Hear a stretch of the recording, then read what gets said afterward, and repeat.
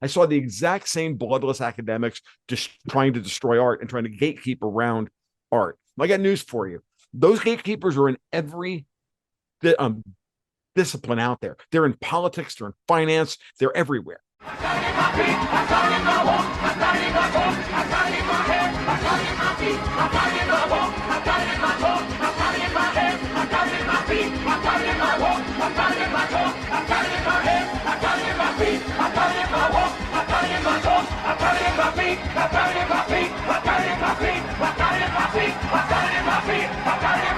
Our neighbor's choice.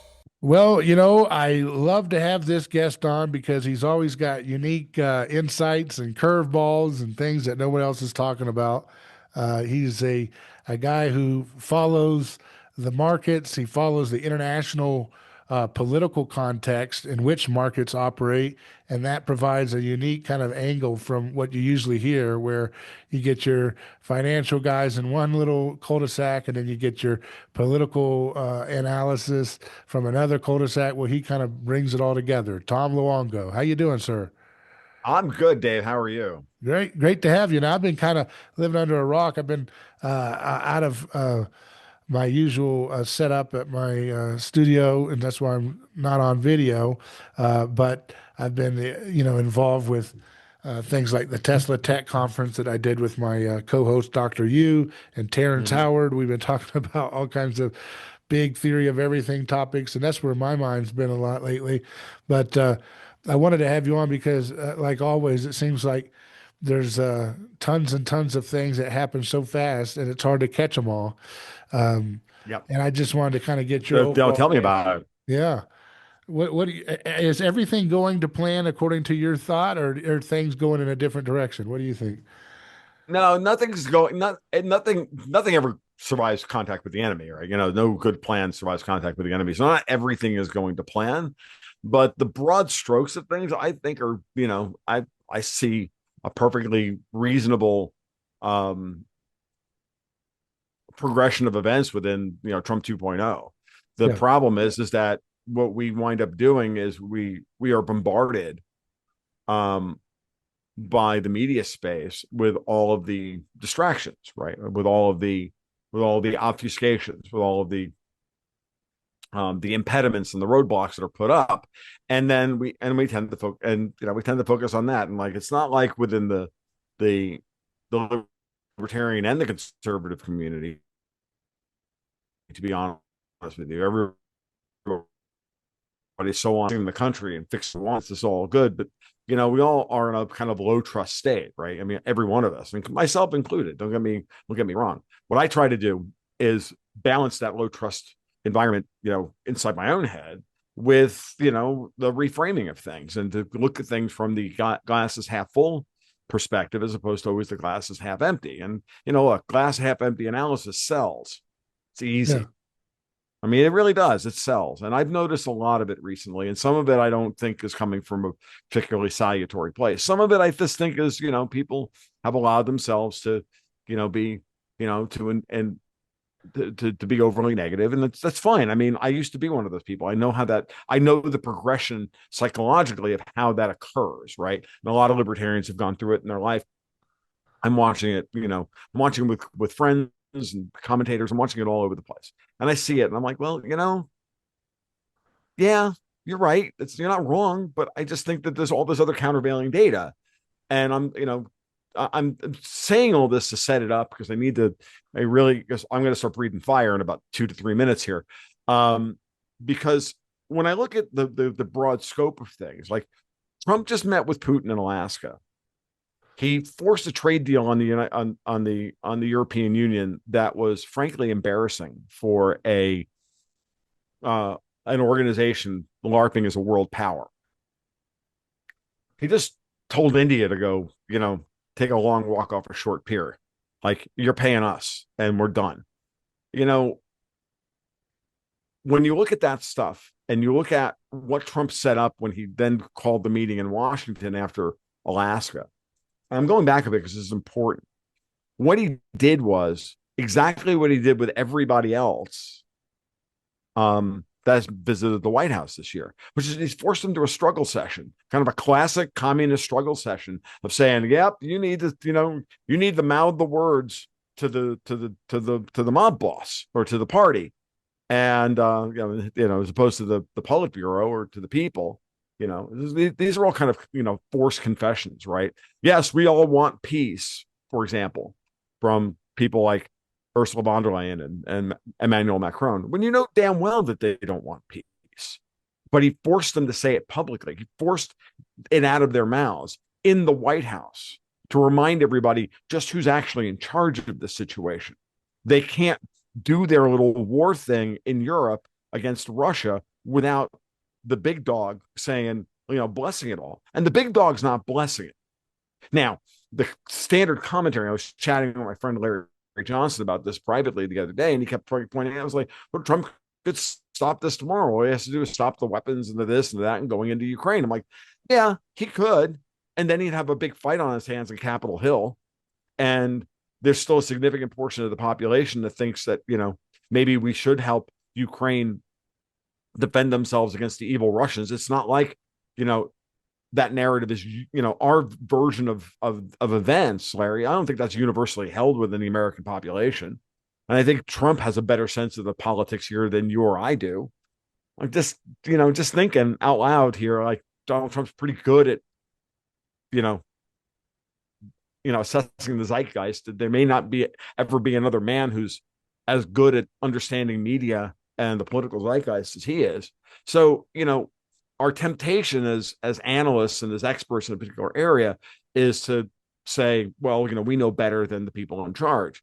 And this is no different than you hear from, the political comment, the political analysts like James Carl, all the way down to the people who say, well, we should trust the science because Anthony Fauci is the leading blah. That same kind of thing. We can all get subsumed into this mindset that we know better than everybody else. We know better than the people who are actually in there on a day-to-day basis.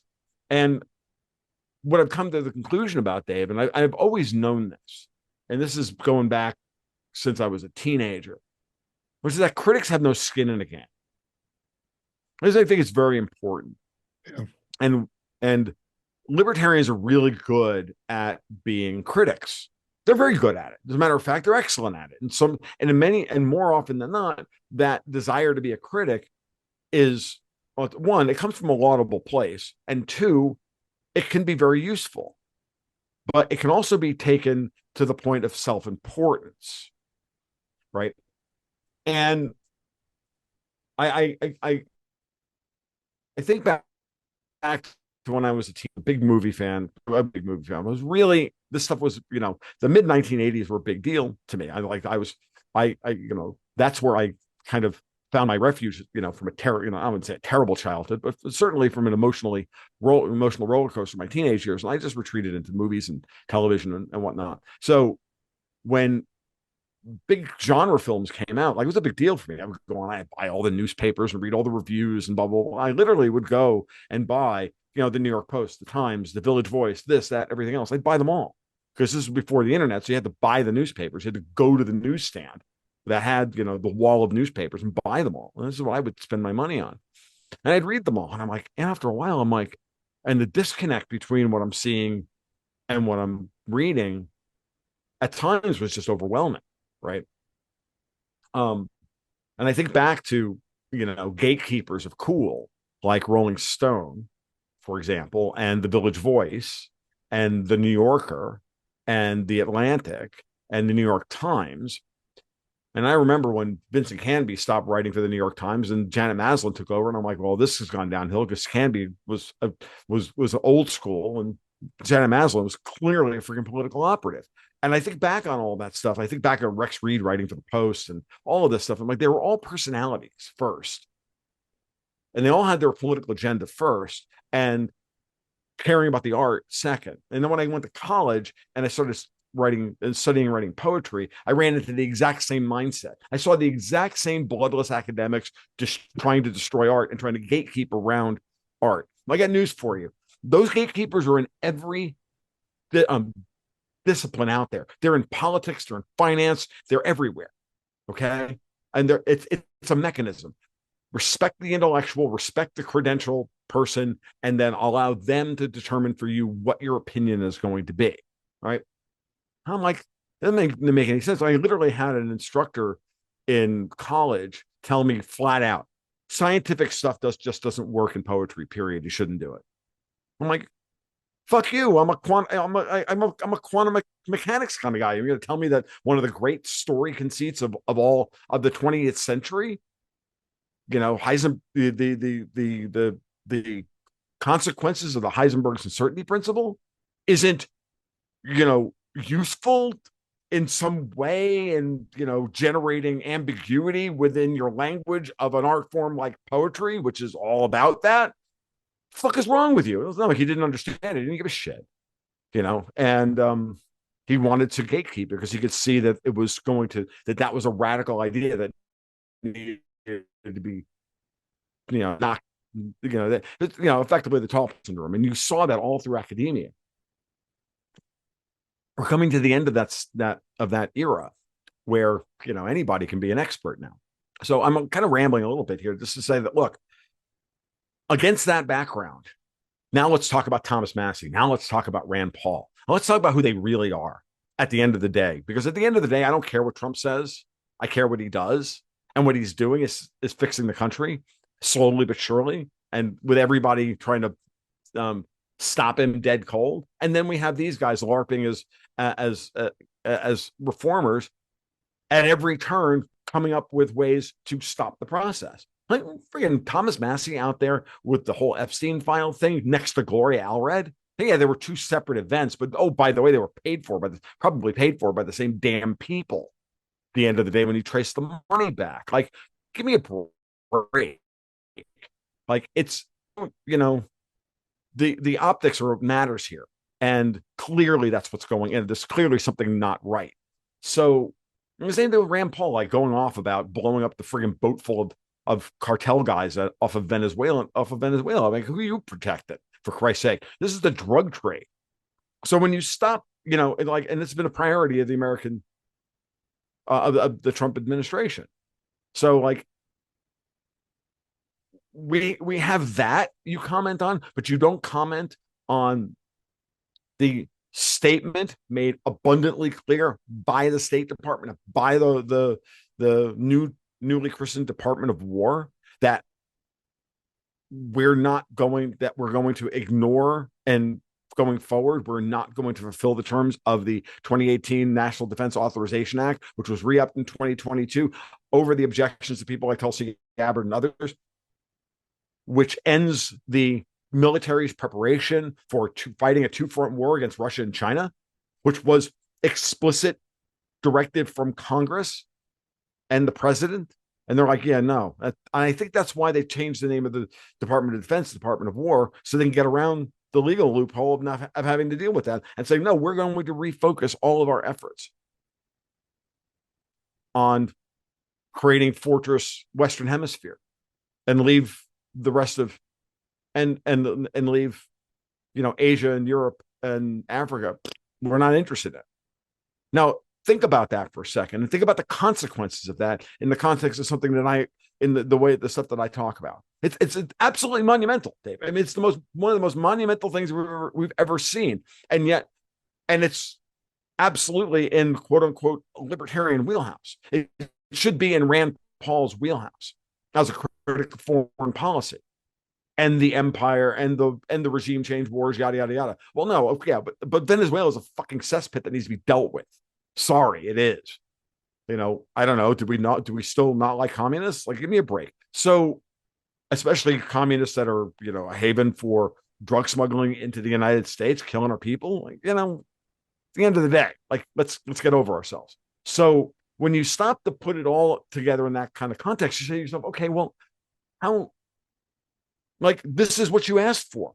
We're saying we're not going to prepare for, a direct military confrontation with two other nuclear powers on the planet, but yet you're going to morally make the moral equivalence of that versus blowing up 12 guys in a freaking boat running drugs. Whether the story is true or not is irrelevant. Okay, we had that happen. That was 2 weeks after Jerome Powell goes to Jackson Hole and does exactly what I said he was going to do, which is radically change Fed foreign policy. I didn't know exactly what he was going to do, but he bid me better than I even hoped for. I was just hoping that he would, say, yeah, we're going to cut interest rates by 50 basis points. He does one better. He gets rid of the received wisdom from all of the the globalist central bankers to get rid of the 2% inflation targeting mandate. Now, everybody's gotten this wrong. Oh, it's just opening them up to print money to the high heavens. Like, dude, the 2% inflation target was that. That's what gave us the zero bound. That's what gave us Bernanke and Yellen and yield curve control and this and all these terrible freaking things that we had to live through that literally just finished hollowing out the middle class in America over the last 15 years, the last 20 years. Like, it needs to go away. The Fed's literally reforming itself. Trump's going after Lisa Cook, this DEI hire who's barely taken she's taken fewer college level economics classes than I have. And I took 2. This woman hasn't written a paper, and yet she's on the FOMC board for 14 years. What do you think about? Can we get a nice word out of Rand? Can we get a fucking nice word out of Rand Paul for this? No. Fuck this guy. Seriously. No. Never do. What the fuck? What do they put in the water in fucking Kentucky, for Christ's sake? Like, seriously, these two guys are not our friends. They are not the second coming of Ron Paul. They never have been. But they like to LARP as they are in order to fundraise off of it. And it pisses me off to no end. And they're all falling for it. Everybody on the libertarian right's falling for this crap. And as they always do. Now, what? Of Thomas Massey, freedom fighter? Guy hasn't, come on, he's got a worse. I mean, at least Ron Paul ran for president and nearly won. Aren't you glad to have Massey, though, speaking out against AIPAC? Don't you want him to win for that reason? I mean, but he's backed by Jeff Yass, who is literally a front for AIPAC. It's the same thing. Yeah. Go look at data Republicans' receipts on Rand Paul. Massey's numbers are exactly as bad. Same guy. He's a front for Israel. Then they say X, but they don't. I disagree with some of these things. I agree with you on some of these things that you're saying, but I just want to have at least one Republican in the Congress that will speak about AIPAC and still be able to win their election. It'd be nice. Yeah, I mean, it'd be nice, but but who cares? Because AIPAC's already a rapidly depreciating asset. Fuck, Trump was out there saying, we got the AIPAC. They think they're still. He effectively said the other day they still think they run the place. Why is he still covering water? Why is he still carrying water for Netanyahu and Gaza and all that? Why does he? What's in it for him? Gaza is not okay. Gaza is a problem, and don't get me wrong. I hate what's going on with Israel, but but that gets into a really nasty can of worms. And it's not just what the Israelis are doing in Gaza, which is completely and utterly unacceptable. No period, no paragraphs or period, paragraph, end of story, no commas, no semicolons, no buts, nothing. It's unacceptable. It's disgusting. And honestly, the Israelis and the Jewish community in general are setting the stage for all of the anti-Semitism that's now rising. But here's the thing. I've been saying this for a long time. Israel itself is another rapidly depreciating asset of the British Empire. All right. Anybody wants to challenge me on that? Like, seriously, the Brits created Israel, okay, with our help and with the, and it's been there as an eyesore and as an open wound in the region. Now, Trump is one of these guys. I really do believe he thinks that he really likes he likes Israel. Okay.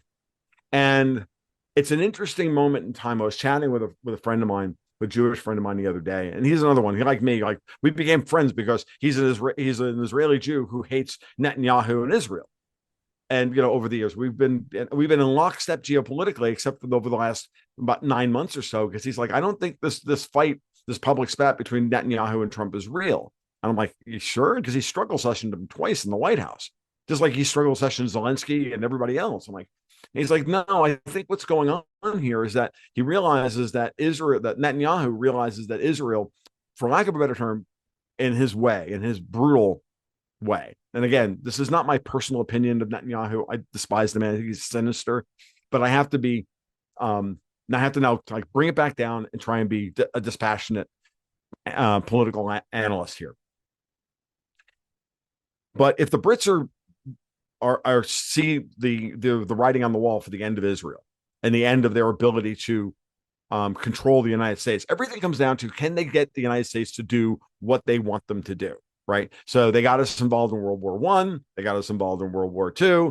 Now they're trying to get us involved in World War III. And there's two ways that they're trying to do so. Russia versus Ukraine, and that's failing and has failed, if not completely failed. And the other one, of course, is Israel against the Middle East. Well, the first round didn't go their way either because, well, Israel got what they wanted, which was to bomb the crap out of Iran. Iran bombed the crap out of Tel Aviv, and we got my preferred outcome. Once I said, all during the conflict, a tie and a lot of injuries. Both got a punch in the mouth. Both spent an awful lot of weapons and proved to themselves and to the world and to each other that they can't sustain a long term conflict against each other. That this thing just, they either shoot all their missiles at each other, or they go nuclear, right? So what happens during all of this? Well, Putin leaves, Putin tells Assad, walk away from Damascus, let the Turks take it over.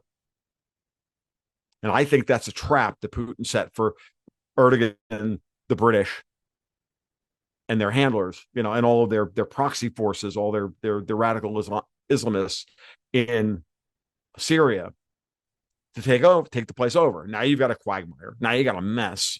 The Turkish army moves into Damascus, starts setting up to attack Israel on behalf of two groups of people who are effectively the same thing. The British, as always, and what I like to call Davos. Now, they're all basically the same thing, which is the European Union. You put them together, you get my conception of Davos, right? UK plus Brussels equals Davos. Now, when you think of it in these terms, and here's your receipt on this, there's a couple. One is that Erdogan comes out about a month ago and says it's high time, beyond time, that that Turkey becomes part of the EU. After they've now he's gotten his new neo-Ottoman dream of capturing most of Syria. Except he's got a fractious nation that he's now got to maintain. So what's happening here? The Brits are on both sides of this conflict. They're on the Israeli side of the conflict, and they're on the Turkish side of the conflict. And it's, as always, as my friend Alex Trainer likes to put it, shake the anchor, have you and he fight, pick up the pieces. But what's the ultimate goal of that? The ultimate goal of that is to threaten Israel's existence, which will bring Trump onto the board, right? Now, what is Trump actually allowing Netanyahu to do? Which is to attack the Turks. So we have this inevitable conflict now between Israel and Turkey. Gaza, and this is going to sound callous, cold, and it's going to turn a lot of people off, and it's going to turn a lot of people's stomachs. But the reality is, and this is the part that everybody should remind themselves that they're all being propagandized by everybody, which is that the Palestinians made their own bed over the last 50 years, going back to the 1980s and the PLO and the 1970s. Nobody ever liked them. When you really stop to think about what's going on here, if anybody really, really cared about the Palestinians, someone would have stayed the hand of the Israelis here. Someone would have really come to their defense, as opposed to using it as a means to virtue signal, which is what everybody's doing. Everybody's doing it on all sides. When the reality is that everybody wants all that stuff liquidated anyway, because that's the only way you're going to get peace in the region. This is the problem. Okay. And that's just the cold, hard reality of the situation. From a dispassionate geopolitical perspective of the people who created these policies, that's the way they see this. These are just assets that need to be cleaned up. It's no different than look, this is the Clinton body count writ large analysis, right? It's really the same thing. You go against Hillary Clinton, she pays a large Mexican $50 to whack you. Well, unfortunately, that's what the Israelis are doing. And, both sides and everybody use 10-7 to drive the Israeli people crazy. And it's sad. But they all want this. And I don't, in some ways, like, I get it. I don't agree with it, but I get it. Like, sometimes you just have to say, you know what? Nuke the site from orbit. It's the only way to be sure. It's a cold, hard reality of some types of intractable conflicts.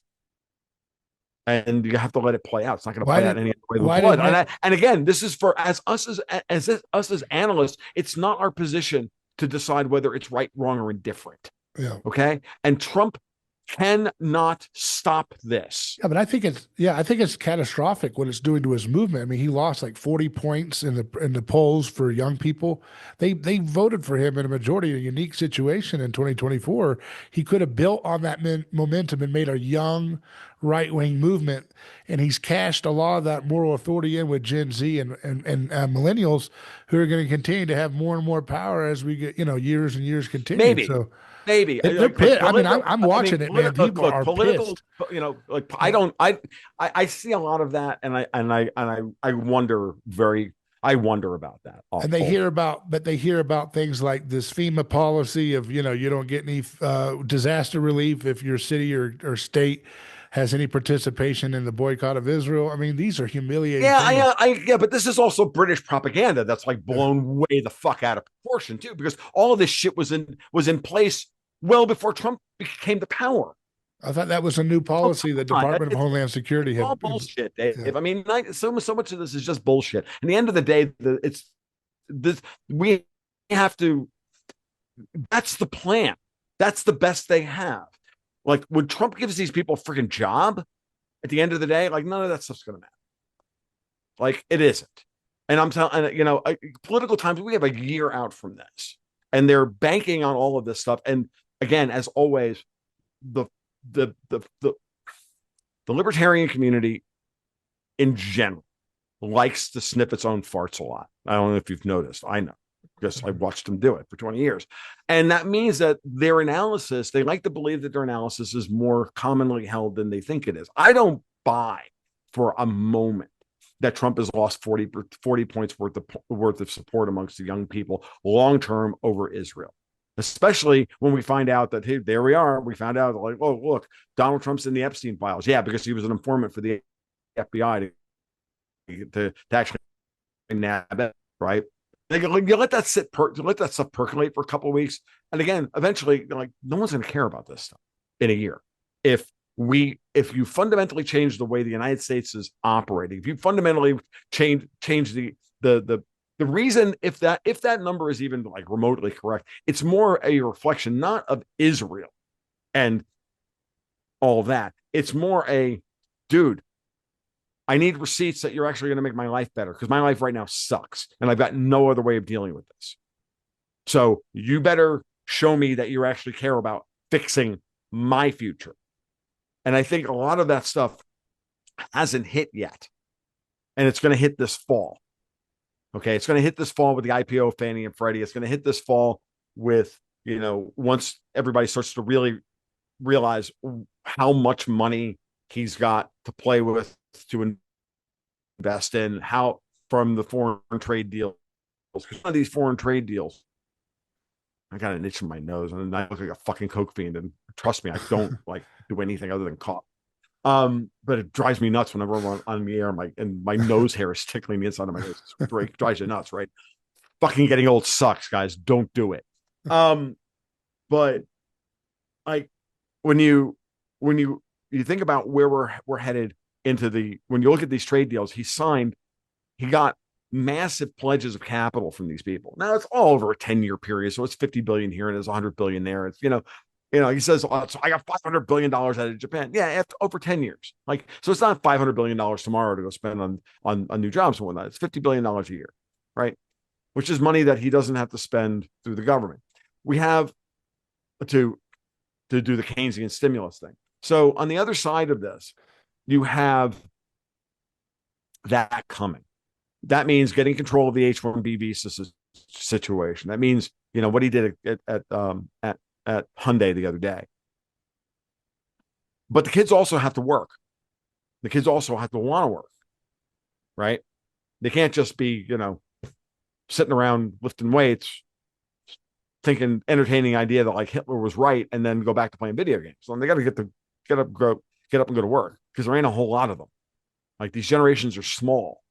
The millennials are big, but the millennials are aging out of the kind of large scale, physical labor that's going to be necessary in order to get this stuff done. I mean, this is sincere, right? So we've got a real, kind of long-term problem that we're staring at. So that means making life relatively affordable again for everyone. That means getting wage growth up. It means getting, the job market improving. That means all of those things. And we're in a reorganization. So it's going to be difficult to sell.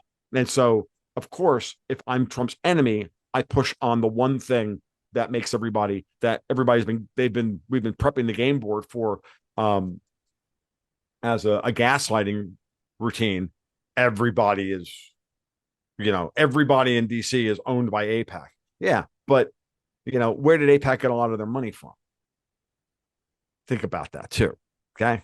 Like, again, a lot of those funding sources, we talk about the NGOs, and I think, my first thing is I think of, the number of the NGOs that go across to try and go across Europe and the Middle East and the Caucasus and whatnot in order to, do the whole destabilize Russia's soft underbelly and its western flank. And that's where my head is usually. But it's also ensuring that there's a lot of money that's not flowing through Israel's coffers as well.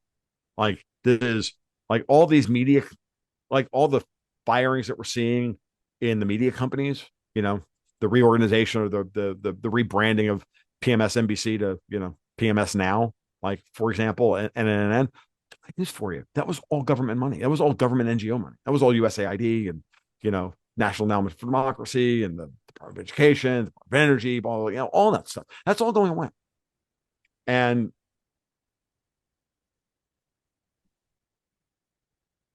have you noticed the number of Jews that, are subsidized by this in Hollywood?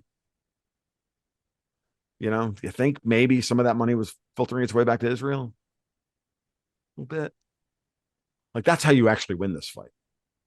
So the $3.5 billion a year we give them foreign aid is nothing compared to the tens of billions, hundreds of billions of dollars that get laundered through that network, media and everything else. It was coming from where now? A USAID going to Hollywood, going to Israel? Is that what you're saying? I'm sorry. Yeah, that's exactly what I'm saying. Yeah, like, okay. we don't, and the intelligence and the drug trade and the, as laundered, as administered by the CIA and MI6 and the Mossad and everybody else. Yeah, of course. Like, there's a whole string of this. I just had Matt Arid on my podcast with Dexter White the other day, and Matt was one angle on Canada's perfidy vis-a-vis the United States.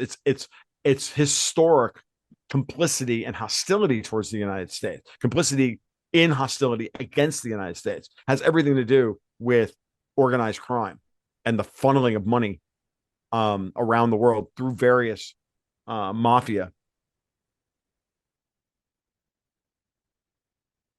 that all, subjects of the crown, actually subsidiaries of the crown is the better word for it, right? And this is real. And the Canadian banks are up to their eyeballs in this stuff, and it's everywhere. Maduro's up to his eyeballs of this stuff in Venezuela. So, like, the first order analysis and the knee-jerk analysis of, oh, look, see, Trump's just trying to protect the American empire. Like, oh, fuck off. Like, seriously? Like, I remember when I first became a libertarian back in 2002 or 2003, David Boaz, of all people, wrote a great article. It was in Reason Magazine, don't become a knee-jerk libertarian. Mm-hmm. Okay. And he went chapter and verse as to why knee-jerk libertarian and just, you know, against that particular headline or an event or a government action or whatever, because you don't really know what the nuance behind that is. It may look like this from that perspective, but it may be something completely different from another perspective. Right. And I'm like, yeah, it sometimes you really do have to like stop being focused on the thing, on the angle on that an event occurs through the lens that they want you to look through it. They want you to look through it at, right? So the British are very good at this and saying, hey, oh, by the way, Jim Cramer or whoever, in financial press, you get this all the time. The markets moved this way today because it was, the inflation number, or it was this, or it was that. It had nothing to do with that. Yeah. Ever think that maybe the headline inflation number, that somebody saw that coming and then decided to move a whole bunch of money, and knowing full well that that was going to be the excuse and it was going to cover their tracks, and no one was like, there's a lot of that goes on, and I just, I'm at the point now where I'm like, Trump has gotten enough of my trust that he gets the game. And he's proven that with the way he's handled Europe, and the way he's handled Keir Starmer, and the way he's handled his attempts to, keep Israel from going off half-cocked and nuking the freaking world over Iran, and how he's handled Ukraine, and trying to do a balancing act between us and China and the Russians and everybody else, and opening up to Putin. Like, he's doing the right thing. He's got Marco Rubio, redesigning or reorienting the State Department towards the Western Hemisphere and getting us out of the Middle East, getting us out of Asia, which is all British foreign policy. It's not our foreign policy, but everybody, but we've all been, our entire lives, we've been, gaslit into believing that this is America's long-term policy. It was never America's long-term policy. We only adopted that fucking policy during the Marshall Plan after World War II. And yes, it's a shameful period of U.S. history, and it's going to end. And it is ending. And it's ending pretty quickly. Yeah. Ending faster than I ever thought it was ever going to happen. So, like, dude's got more done in 9 months than I expected to get done in 9 years. And we're all fucking bitching. And it pisses me off. Like, why don't you just stop? Like I just stop for like 5 minutes and stop the clickbaiting. I'm speaking specifically about certain people. I'm not talking about you, Dave. I'm talking about certain people that I interact with, whose feeds I intersect with on Twitter all day long. And I'm like, oh my God, grow the up. I just want to tear my hair out of my head. I don't have it, so I can't do that. Yeah. Drives me nuts. All right. Yeah. I want to talk to you about, some of your favorite British propaganda outlets. BBC says French government collapses as MPs vote to oust prime minister. Did you see that yet this morning? No, they actually the thing go the no confidence vote failed. No, it says France has plunged into a fresh political crisis as MPs vote to oust the prime minister. The surprise vote of confidence was inevitable, I guess, his defeat, this prime minister. Baru, how do you say his name? Baru? Yeah, yeah. So he failed. So the confidence vote failed. Yeah. Yeah, I hadn't. I was just reading about it. Just reading about the thing. I just read the Zero. I've been so busy this morning. I just got a chance to like read the pre-mortem that Zero had put up on the thing that failed. It was a very high probability that was going to fail. Yeah. Now the question is going to be very interesting because what happens. Yeah, the next. question is, according to the British propaganda press, President Emmanuel Macron now faces a choice between calling a snap election or picking a fifth prime minister in less than 2 years. Yep. But this enormous pile of debt remains. So is this the sovereign debt? And why is the British media covering it so they can make themselves look good by contrast or something? Well, yeah, I mean, there's no amount of love lost between the British and the French. Remember that at the end of the day, they may all be Davos, but then within Davos, it's always the British versus the French versus the Germans to see who's going to be in charge. Yeah. Of who's going to run the globalist laundromat. Yeah. Right, and wear the clothes. Yeah. So, yeah. That's part of it, but that's not the that's a perfectly straightforward analysis, Yeah. right? Of the failure here. The bigger question, and Macron has already said, I will refuse. If he loses the support of the French military, he's no choice but to resign. So that's why he's trying to buy them off. Why do you think they're running a 5.5% budget deficit for next year? Right. Yeah. He's trying to buy off the French military with toys and money in order to maintain his power. He's also trying to stay in power long enough in order to, and that's all the other reason why the French want to move, 50,000 troops into Ukraine. Like they want the war because the sovereign debt crisis is happening. And this confidence vote was not the main event. Okay. It was always going to fail. The goal was to stop the process of, oh my God, the French, look, at some point, it finally became common knowledge that France is on an unsustainable fiscal path. The minute Trump started fixing our fiscal path, then everybody else's focus immediately turns to everybody else. They start looking at Germany and the UK and France and everything else, right? And you can't, the United States is fixing its fiscal situation. It's not fixed. It's fixing, not past participle gerund, right? So it's a process, but we're fixing it. The tariffs, the investment, the tax cuts, all of this stuff. Hopefully the ability to grow out of it, allowing the price of gold to rise in order to in many ways, in order to recapitalize the country, recapitalize the Fed, right? And once that process occurs, it was exactly what I said. When I started talking about in these terms, like we can fix the United States, right? I went on podcast 2-3 years ago saying, look, we can fix the United States. The fact is that nobody outside of the United States wants it to fix itself. Who are in control of our media. Our media does not want the United States to fix itself. They worked really friggin' hard to buy off all these people in order to destroy the United States. Why would they ever, in a million years, allow anybody on the television to and on the internet and the intertubes to say, oh my God, the United States can't fix itself. It's not possible. This is why I'm like fundamentally distrustful of every unreconstructed American hating commentator. I don't care who he is. Because if you look at the United States, this is why I get angry with Peter Schiff, and you only can look at the United States. He's on a friggin' debate with Brent Johnson the other day. They're practically come to friggin' blows because Brent's like, but Peter, where's the money going to go? And Peter doesn't have an answer to that. It's not going to go to gold. He doesn't have an answer. He just hates the United States. And maybe he has really good reason for hating the United States. I don't care. I cannot even understand it why because of what they did to his dad. I get it. I don't care. That's not my problem. That's between Peter Schiff and this fucking therapist. Okay. And he's a model for all of these people. He's a model for everybody in the space, not just the libertarians, but the leftists and the right of centers and the neocons and everything else. They all have an axe to grind, and they all have an axe to grind against the United States because the United States refuses to give them their cookie. And that cookie is you need to collapse so that we can stay alive. That's what this comes down to.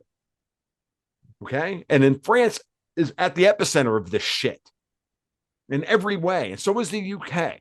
And so is Germany. So all I ever said was if the but the rest of the world, the Africas, the Middle East, Central Asia, Southeast Asia, outside of even China, the Russians would love for the United States to get their shit together fiscally, stop trying to regime change the world, get their fiscal house in order, leverage the great contract to corporate law that we have, the best parts of the American system that have been bound down by regulatory miasma that is in regulatory ropes and chains that are insane, and get off the mat and start leading the world again. Everybody would be happy with us doing that. Those people, the ones that aren't, they're the ones they're the ones who control the media. So they're the ones who gaslight everybody. All I ever said was if we do that, the capital will start to flow to the United States. Because, where else is it going to go? Yeah, some of it will go to China. Some of it will go to Russia. Maybe some of it will even go to India. Okay. But a lot of it's going to come here. because our markets are deeper and liquid, and the infrastructure and the legal structure and everything else, it's just better. It's just better. And they know it. And that's why capital wants to come here if we fix our shit. So that's all I ever said. And everybody said, "Oh, you're crazy." I'm like, "What do you mean I'm crazy?" But the minute it starts happening, oh, look, everybody starts doing exactly what I said they would do. The minute the United States starts to fix itself, everybody's going to start looking at how dysfunctional everybody else is. Yeah. And that shows up in the bond markets. That shows up in the bond spreads. And it's the bond spreads that matter, not the absolute value of the bond. Anybody who sits there and tells you, "Oh my God, the 30 years trading at 5%," that's nice. Have you looked at the rate at which the German 30 years rising against the American 30-year? No, haven't, don't have any. Then you have no clue as to what's going on. You're just throwing a data point up there, and you're just allowing yourself to be led by your nose by a gaslighting asshole. What else is new? Or gaslighting moron. What else is new? So you're saying this is like spreads, which is why I went into bond spreads, Dave. I didn't want to learn this. That's where analysis occurs, and I look at all that stuff, and I've got plenty of receipts. I don't do it all on these podcasts that they do, the public ones, but on the private podcasts I do for my subscribers, that's all I ever talk about. They're tired of me talking about it, and you can see it. And the U.S.-German spread is tightening.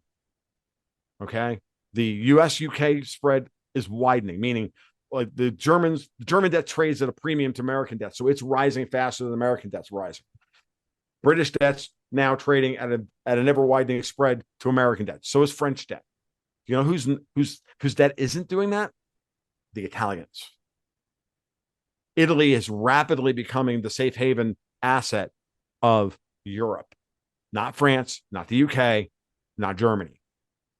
Why? Because the United States is backing that out. Actions of millions of dollars, or their hundreds of millions of dollars in their family offices and their small investment firms and their hedge funds and everything else. They're not dumb. They're reading the tea leaves exactly the way I am. And the capital's moving the way I'm saying that the capital's moving that way. And it's only undergirding the analysis. I'm not unique. I'm just following what the markets are doing. Okay. So when you watch it that way, it's very obvious. So the United States is fixing itself. Europe is doubling down on dysfunction because they know they can't get out of it if the United States does fix itself. Because the minute the United States starts to fix itself, capital is going to want to scream across the pond. When it screams across the pond, it means it's a net loss for Europe. Europe's markets start to collapse. Their bond yields start to rise. Their share markets start to roll over. Yada yada. And in the short term, if the United States is also playing games in the currency market to keep their currencies, keep the pound much higher than they should be, it's a double whammy. It's like, oh, by the way, not only did I always go to like the most graphic thing imaginable. Not only did I stick my dick in your mouth, but I shoved his dick up your ass. Like that's what the United States is doing to Europe right now with high interest rates and a weak currency. They're literally destroying Europe from both ends, spit roasting them in the common parlance amongst the porn addicted, and reaping and beginning to reap all the profits and claw them all back from these people. The only ending to this story is a blowout in rates in Europe, collapses of governments, and a collapse of the currency and the collapse of the single currency. When I'm a well-trained Austrian, doesn't talk about timing, talks about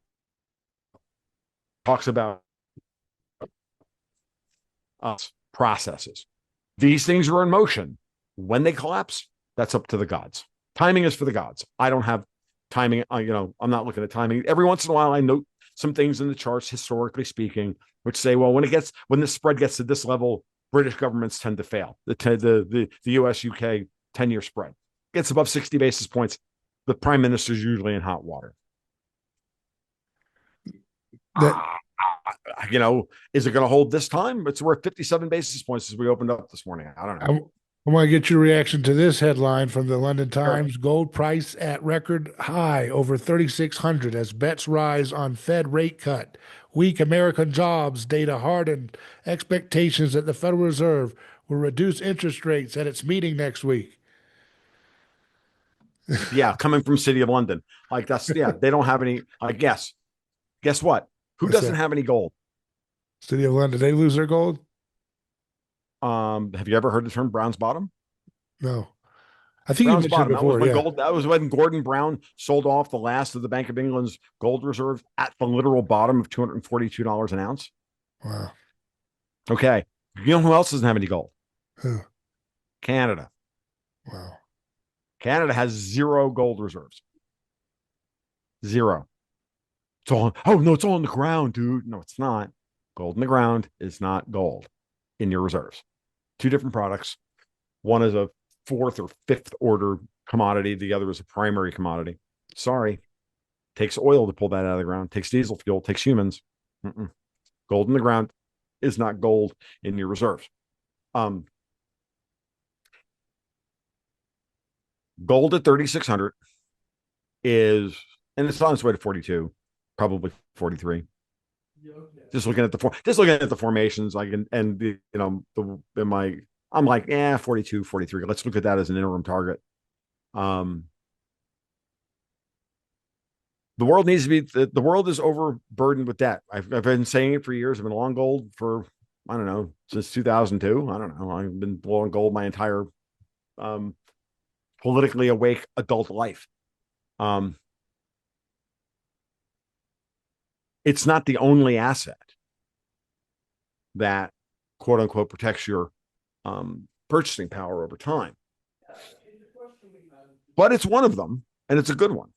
It's an excellent one, and I like gold, and I buy gold regularly, and when I have savings and have money to save, and I buy more, and I usually try and buy it after a pullback. That's what I generally do. And I got a good 6 cents for that. But the way the English are going to portray this is, oh my God, this is a repudiation of the American situation. That's bullshit. For years, Martin Armstrong, who I've in recent weeks I've been fortunate to do a few podcasts with and get to know personally, has always said for years, and I didn't agree. And for years when he said it, when I was younger, I didn't agree with it. Now I agree with it. He said, gold mostly moves on geopolitical concerns. It moves on inflation concerns when it needs to. But ultimately, at the end of the day, the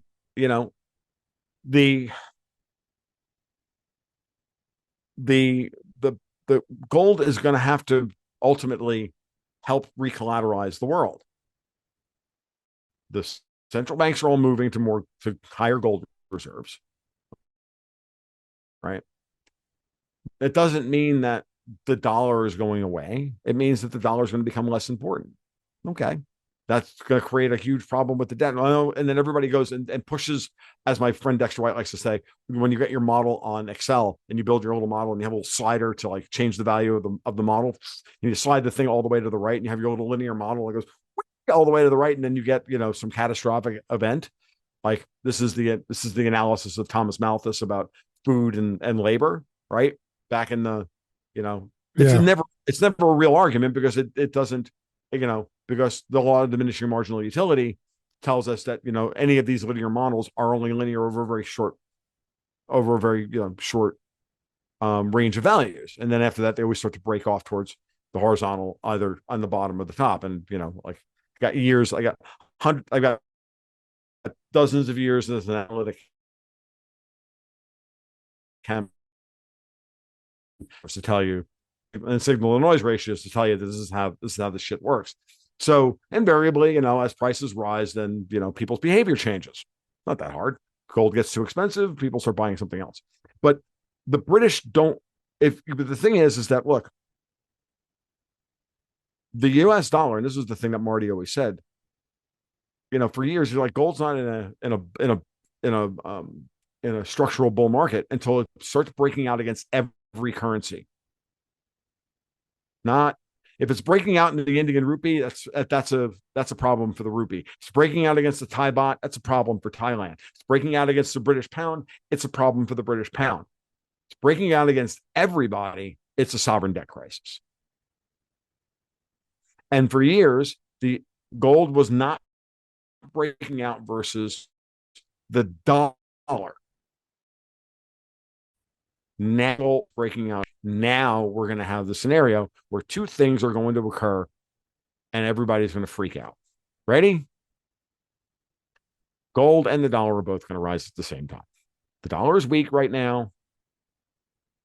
And the US dollar index, which is a basket of exchange rates, it's going to rise as capital flows into the United States because the demand for a safe haven asset, of which the US dollar is one. Why? Because people have to pay their service, their debt in dollars, and they've got to pay their suppliers in dollars and everything else. And people are going to be like, yeah, I don't want euros. I want something else. I don't want that crappy currency. I want something else. If the euro starts to fail, the pound starts to fail. If, France wants to default on its debt and roll all, and, France and UK and Germany all want to default on their debt and roll up the wealth of the debt of the European Union into the European central banks, collapse all the member central banks, repudiate all the debt. Do you think anybody's going to loan Europe a goddamn dollar if they default on $14 to $18 trillion worth of debt? Just saying. No, of course they're not. Where's that money going to go? The money that's there, it's going to go try and flow somewhere else. I've been talking to a bunch of people out of Europe, and they're like, every day, new, more draconian controls come down on European capital. People aren't being allowed to get their money out of Europe. It's happening. It's here. It's now. It's staring us in the face. But you can have gold rising alongside the dollar at the same time because it's a structural bull market in a safe haven asset. Okay. The US dollar index can rise. So the dollar can rise against all the other currencies, and gold rises against everything, including the dollar, faster. That's the scenario we're heading into. And it's going to head, and if there's any games to be played here, it will be effectively the markets doing this slowly by degrees. For years, I felt that a guy like Powell at the Fed was okay with, gold rising, as long as it was structured and orderly.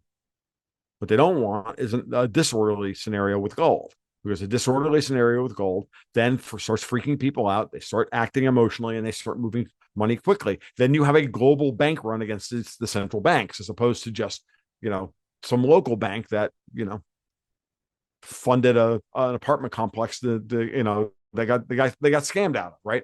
And they didn't have enough capital to cover the thing, and boom, and then we have, It's a Wonderful Life. All right, that's that story.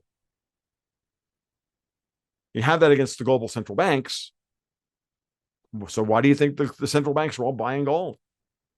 They're buying gold because they know that we're moving to a system, a global trading system that's going to have intermediate digital tokens, doing all transacting the moving the money around. But at the end of the day, all of the differences, the trade balances and the trade deficits, are all going to be balanced relative to each other with gold, because no one's going to trust anybody else under any other circumstance. It's the only asset they trust. They may trust Bitcoin to a lesser extent, blah, blah, blah, blah. But for the most part, central banks don't believe in Bitcoin yet. They believe in gold. So for the Bitcoiners in the audience, your Bitcoin revolution may take an extra 5 or 10 or 15 or 20 years in order to fully manifest itself into reality. That's a big statement. If it's going to happen, it's not going to happen in this cycle. You'll see Bitcoin move into the system to assist gold, assist the central banks getting out of this. But it won't be this is not Bitcoin's revolutionary moment yet, if it even has one. What was your thought? Go ahead. I was just going to say, to finish that thought, I'm not saying that I don't think Bitcoin's capable of it. I just don't know if it's going to happen or not. And I want to be clear that it's not that my casting a shade on Bitcoin in this respect is not me saying I don't like Bitcoin. I'm saying I'm being reasonable and rational and saying, look, I don't know what the future is going to bring, because there's just too much. There's too many variables. There's real players in the world. And oh, by the way, math is not, your math does not necessarily balance against his guns. How does Sorry. How does this factor in with the recent positioning of China and India and Russia and all that? You know, Oh, that's a complicated statement, but or question. It's important though, and this is going to make me sound like I'm even crazier than I already do. I already am, which is the following. I think Trump is pushing India into the arms of Russia and China to make it a subsidiary. India, like Turkey, has always been one of these. There's always been a country, a pivotal country that knows its importance as a pivot point, right? As a fulcrum geopolitically. Turkey because of its geography, India because of its population, and partly because of its geography.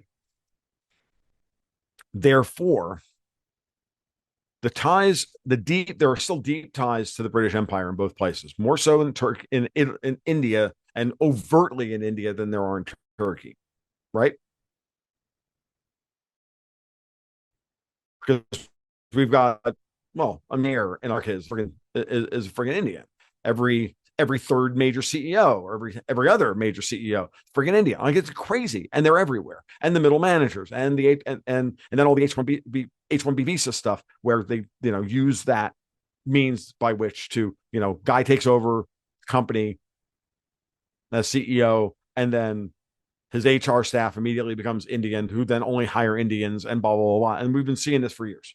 I've spoken to too many people, white people, who have been, not unable to get a freaking job that they're more than qualified because of this shit. It was going on for years. So, and there's phantom job openings and all this stuff in order just to fulfill the numbers, in order to get freaking government grants and to keep them running for two reasons.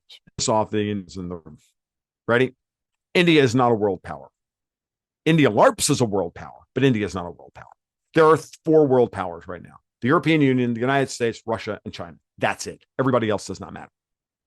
Everybody else is a second-class citizen in that respect. They have pretensions of becoming world powers.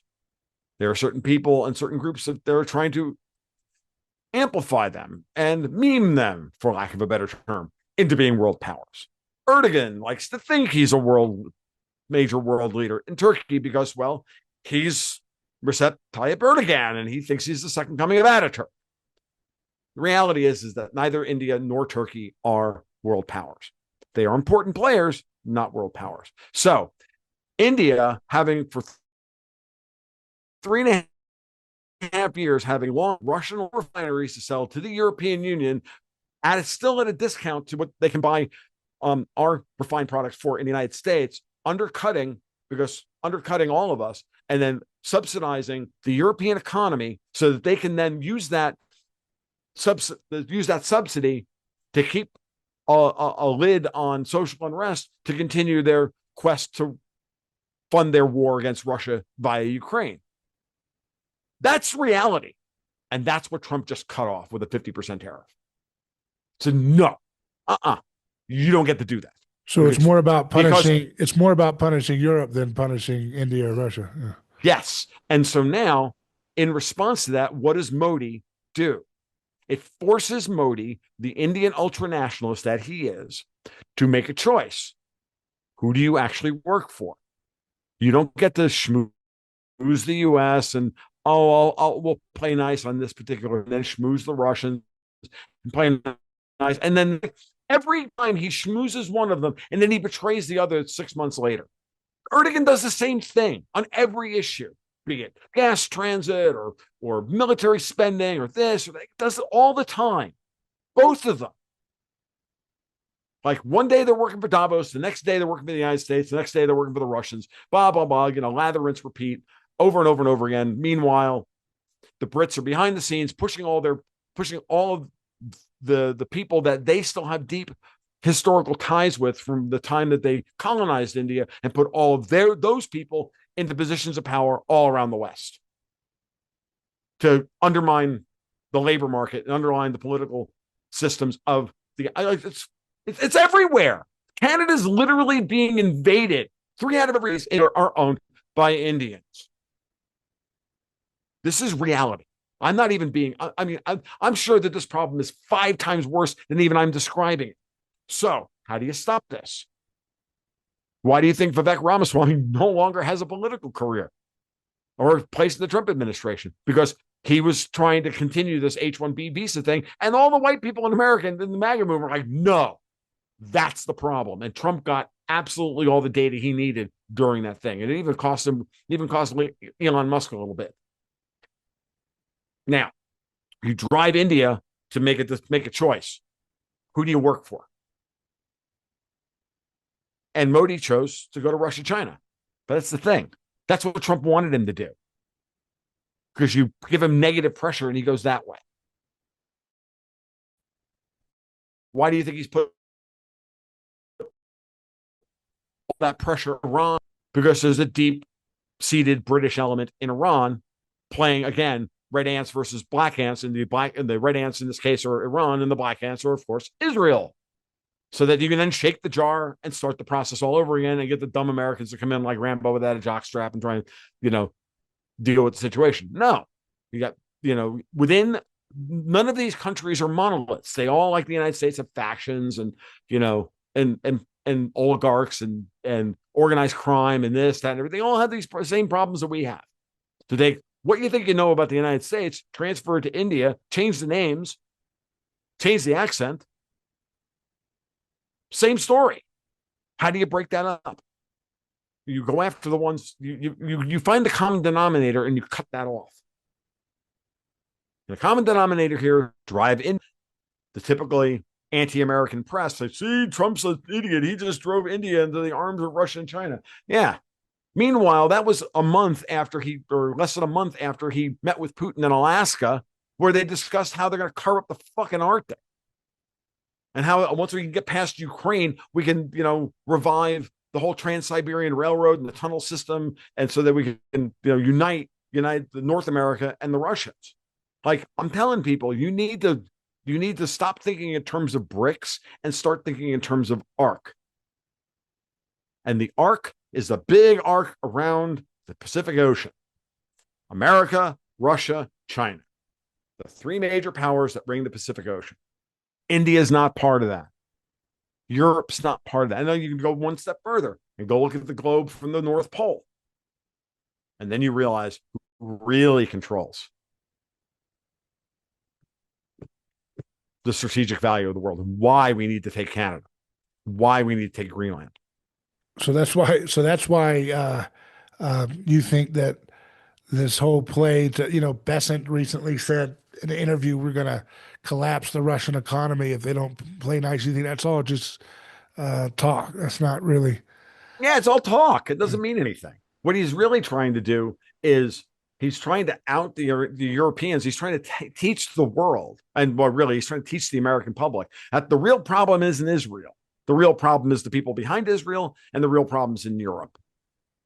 That's a hard sell to American people who have been gaslit into believing that, into this idea, because there's still this really, really deep-seated, But people are pretty linear thinkers, and when you tell them we're going to collapse the Russian economy because this guy's not playing well, he's not making peace like we want, they just take the literal meaning of what you've said. How does that teach them to hate the Europeans? Yeah, well, no, it does, because at the end of the day, like I said, because he brought them all in and they all said, we want peace. Yeah. And the Putin showed up at the table and said, I want peace. But he seems to be, but what I'm saying is Besant and Trump seem to be blaming Putin right now rhetorically in the public eye. But nobody's listening to that stuff. What matters is it's the real optics are not what they're saying, because most people don't have any idea what Trump says or what Besant says on a day-to-day basis. No, but they do see the big friggin' struggle session at the White House. And they all want peace, and then they don't get it. And I don't think what Trump has done is he's proven that, okay, so why is NATO moving into Ukraine then? Right? Trump's not going to back that. The U.S. people don't want it. What's going to happen is we're going to wake up one day, and the French and the Germans and the Dutch and the British are going to put troops in Kiev. Okay? And they're all going to go, you have to go. We have to go. And then they're going to get killed by a friggin' tac nuke. And then they're going to scream, bitch, whine, and moan that Trump has to go in and deal with Putin. And Trump's going to be like, no, I told you I'm not going. I'm told you we're not doing this. That's on you. You had the opportunity to make peace. You chose not to do so. Well, you actually You think have that to. you It's like think trade that reform. You NATO's have going to to get take hit most with of the people. It's like most. You have to bring people across on this stuff slowly. but you actually think that that's like a realistic scenario that the NATO's going to go into Kiev and they're going to get hit with a tactical nuke from Russia, and then I Trump's going think to, it's a non-zero probability. yeah, Yeah, I wow, do. What do you think these people are? Dave, you're dealing with people who would rather burn the world to the ground than give up their grand dreams of controlling it. yeah.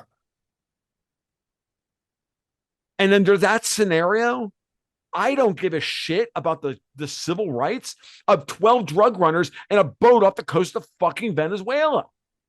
Sorry. Sorry if I Well, have to like. let me ask you. You've talked a lot about what you wouldn't say if you were a senator, a Republican senator, or a libertarian congressman like Massey or Rand Paul. Well, I want to just throw out a whole new conversation for you for just real quick as we wrap up. First Sure. question: if you were running for Congress as a Republican this midterm, or in the, what would you be campaigning on? You're all about the I story. would You're be all about the campaigning on op. recapital. Easy. My message is really simple, and this is a hard one, and I'll leave it here. I would be campaigning fully on the ending of property taxes and the recapitalization of the middle class. That's it. Because all of this that I talked about today solves the same thing. We need to Yeah. recapitalize the middle class in the United States, and there's only one way to do that. We have to get rid of the tax burden. We have to get rid of the regulatory burden. We have to bring entrepreneurship back to the United States. And there's only one way to do that. And that's to reform the way we handle capital. That means radically lowering taxes, radically lowering regulations. It sounds very libertarian. It means using the central bank as a fucking sledgehammer against the rest of the world. It means using the American military to get rid of all of the non-hackers, the people sitting here, draining us. I'm not saying like every person of a foreign, like I'm not here to say that every foreigner in the United States should be deported tomorrow and then we'll let some of them back in. No, that's not what I'm saying. But I am saying that we found 12 million people or 20 million people sitting on, collecting Social Security checks that they shouldn't have. How many people are scamming food stamps, Medicare, this, that, everything else, doctors, hospitals, all of them scamming money, hundreds of billions, if not trillions of dollars a year to use against us, to propagandize us against our own goddamn life. And then we wonder why everything's so damned expensive, why we can't get ahead. No, we're recapitalizing the middle class, and we're going to do that by unfucking the 30-year mortgage market, getting Fannie and Freddie back on their feet, and recapitalizing the community and local banks. That's Bill Pulte. I know him. He's doing that. That's what the solve is here.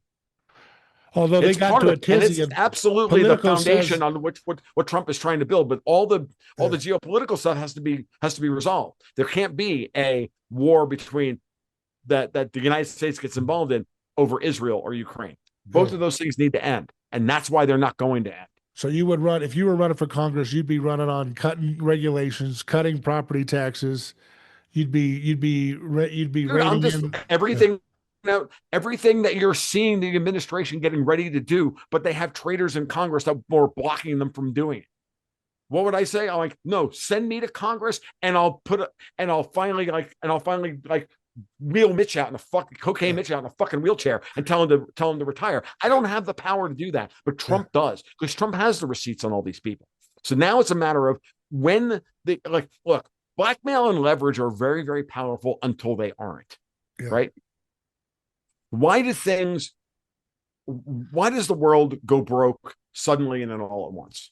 Or yeah. why do things happen slowly and then all at once? Why? Because at some point you tip the scale on whoever's got blackmail or leverage on the other side. It tips over this way, and then everybody rushes for the exit. It doesn't matter if we're talking about longs and shorts and futures market. We're talking about people who are owned and operated by some foreign power in a political situation. At some point, the cost benefit analysis of holding on to the current system tips slightly negative, and the minute it tips slightly negative, it goes to zero, or it goes to negative infinity. Bye, and everybody rushes for the exit on the way out the door. And I think we're very close to that up on Capitol Hill. And you got to watch, don't watch the headlines. Watch, I mean, honestly, I watch a lot of different things. There are a lot of commentators out there that are very, very good. I can tell you that when he's covering the intelligence community, there ain't anybody better than. I'm not shilling for the guy. I think he's just really good at what he does. At Sundance over Conservative Treehouse, he fucking is crushing it. Document day after day after day what DNI Gabbard is doing to unfire information siloing across all the intelligence communities, and how it's that story is the big one. Gabbard is literally, you can't win this fight if you don't destroy the intelligence communities. Did you see that she canceled all intelligence sharing with the other Four Eyes over Russia-Ukraine negotiations? That's unprecedented in the post-World War II order, that we wouldn't share intelligence with the British. Yeah. I mean, think about that. I mean, this is what's happening, and we're focusing on stupid shit like the fucking Epstein files, which was always a British operation in the first place, and that was 20 years ago, and it's been over for 20 years. Yeah. Come on, get your fucking. Do you want to win the game, or do you want to just sit around and talk about the last version, the last round that the last game we played the other night when it's like dude, we're playing a new game at Castles of Burgundy. It's your turn. Like, I know you just lost the last one by 12 points and you're still butthurt about it that I beat you, but we have a new one on the table. Do you have an opportunity to win? This is what the libertarians are doing. They're litigating fucking history when they should be looking to the future to try and figure out how we can get out from underneath this. Same thing. And the leftists are doing the same damn thing. The rational Marxists are doing the same damn thing. I did think it was interesting and poignant that Tulsi Gabbard, in the middle of her fight against all these intel groups, took the time to go to Ron Paul's 90th birthday party in Texas. Yeah. I thought that was pretty cool. I think it was telling. I mean, I think she was telling you what she wants in the future, that maybe look, I'm over it. Like, Ron Paul's a very nice man and he did yeoman's work for the country, but it's over. Stop it. This is not the future. The era of U.S. politics is over.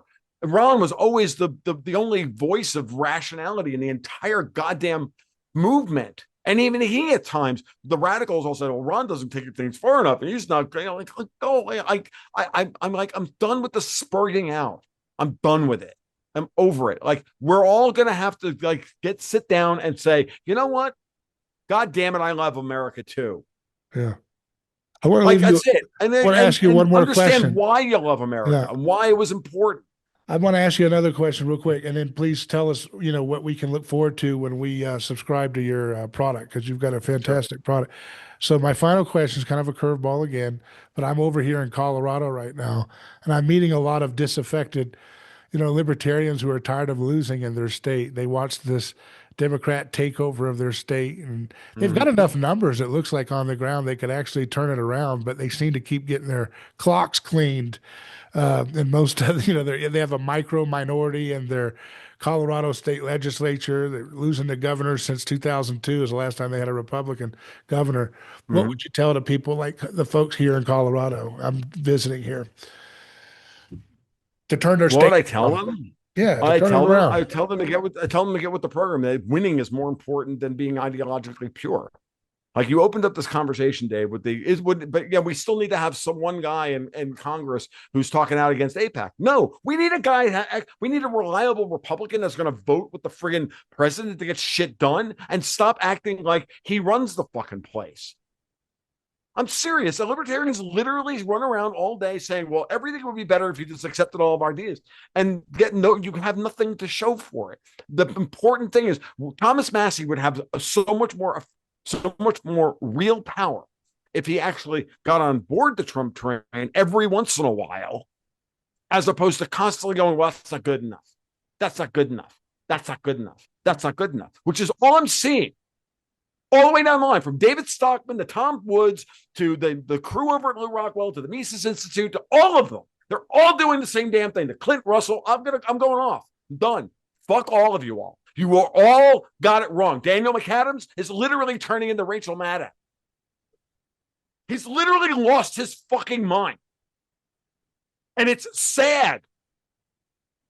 It's completely sad because you cannot live in this world where you're winning and it's not fast enough. It's not good enough.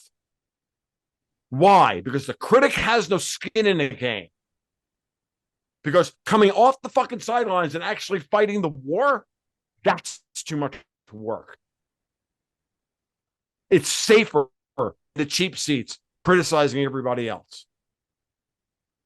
That's where they are. And they haven't left. And by the time this is all done, they're not going to win. They should be out there tomorrow moving the freaking voter rolls. How? Scott Pressler, the persistence, will tell you exactly how to do it. Get out there and change the voter rolls and win. We have a bi-party system. We have a majoritarian voting system that is not going to change anytime soon. That means two parties, like it or not. Pick one and work with it. You're not going to become the libertarians are not going to become the new Republican Party. We got news for you. Trump is closer to John F. Kennedy than he is to the libertarians. I want to see someone run on breaking up BlackRock, stuff like that, you know. BlackRock will take care of itself, dude. BlackRock is a self-correcting problem.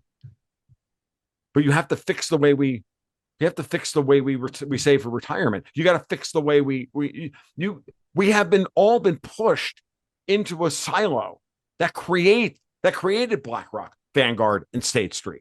Yeah. BlackRock gets all the opprobrium, but Vanguard and State Street are just as bad. Go look at the way your money is taxed. Then tell me how we don't wind up with BlackRock, Vanguard, and State Street. Yeah. We don't need 401ks. We don't need Social Security. We don't need we don't need any of this stuff. We don't need an income tax that we all have to shelter our fucking money from. Yeah. And the income tax for everybody making under, or exempt everybody from income tax for the first $150,000 a year in income. Yeah. And get rid of capital gains tax on which is, by the way, which is double taxation. See, this is the kind of analysis the libertarians should be engaging in. But Ron DeSantis is going to do more, and he ain't no libertarian. He's going to do more to change the friggin' world than we are, than they are. And I'll tell you how.